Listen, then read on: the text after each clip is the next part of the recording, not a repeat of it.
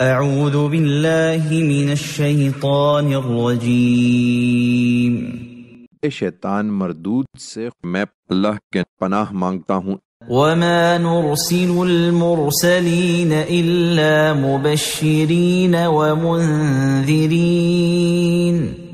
ويجادل الذين كفروا بالباطل ليدحضوا به الحق واتخذوا آياتي وما أنذروا هزوا۔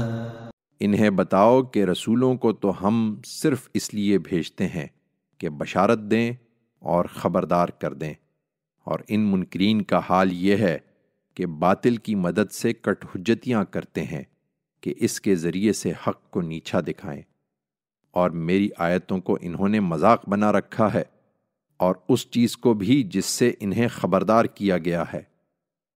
ومن اظلم ممن ذکر بآیات ربه فأعرض عنها ونسي ما قدمت يداه إنا جعلنا على قلوبهم أكنة أن يفقهوه وفي آذانهم وقرا وَإِن تَدْعُهُمْ إِلَى الْهُدَى فَلَن يَهْتَدُوا إِذًا أَبَدًا۔ ان سے بڑا ظالم کون ہوگا جنہیں ان کے پروردگار کی آیتوں کے ذریعے سے یاد دہانی کی جائے تو وہ ان سے منہ پھیر لیں اور اپنے ہاتھوں کی کمائی بھول جائیں جو آگے بھیج چکے ہیں۔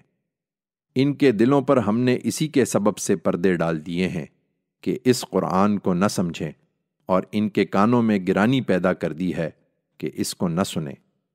تم ان کو کتنا ہی ہدایت کی طرف بلاؤ، یہ اس حالت میں تو ہرگز کبھی ہدایت نہ پائیں گے۔